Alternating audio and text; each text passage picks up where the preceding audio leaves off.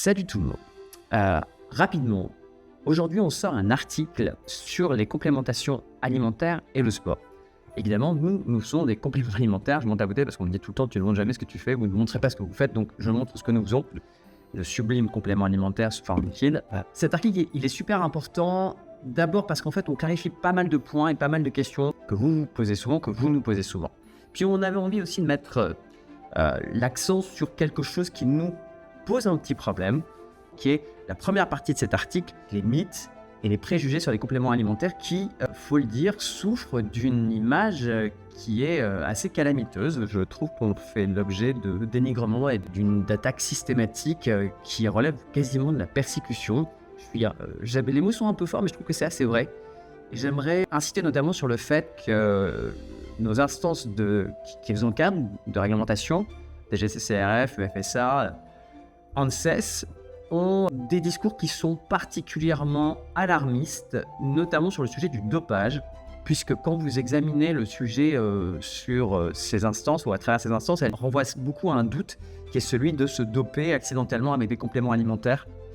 La réalité, c'est qu'on parle de contamination croisée. On vous dit vous risquez d'avoir dans votre complément alimentaire un stimulant, un cannabinoïde, un diurétique, une hormone de croissance, un anabolisant, des stéroïdes potentiellement croisés avec votre complément alimentaire. C'est même pas quasiment impossible, ça relève de l'improbabilité absolue en France où c'est totalement interdit et en plus il n'y a pas de possibilité d'associer ces produits en France et surtout pas des produits en même endroit. Il reste des risques avec des molécules très très spécifiques sur des plantes très rares et à des dosages très particuliers.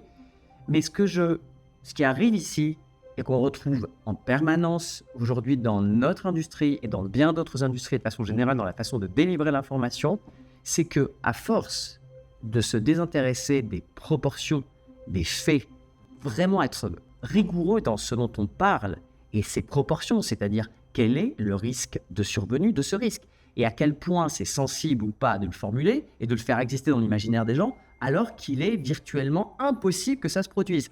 C'est le sujet auquel on est confronté en permanence et qui vraiment nous pose philosophiquement un vrai problème. C'est-à-dire que la réalité du sujet d'un dopage accidentel dans la complémentation alimentaire, ça me paraît vraiment relever de la fantasmagorie. Et j'en veux d'ailleurs pour preuve qu'une instance de certification, vous savez comme j'ai en amour les instances de certification alors qu'on a des règles qui sont déjà qui se superposent par milliers, qui ont fait dans sa page d'accueil, pour figurer le risque de dopage intempestif ou accidentel, cite le témoignage d'un sportif de haut niveau qui fait référence à Dactifed. Dactifed n'étant pas un complément alimentaire. C'est vous dire à quel point, même quand on essaie de mettre le doigt sur l'exemple, vraiment le fait divers qui justifierait cette espèce de légende, on n'arrive même pas à trouver quelque chose de vraiment consistant.